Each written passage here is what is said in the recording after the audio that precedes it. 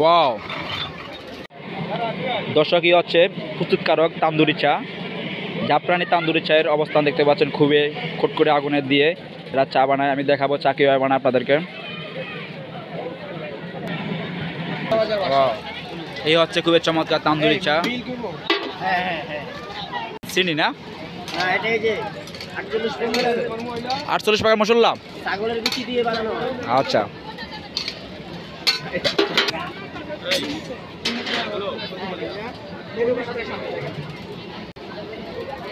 wow,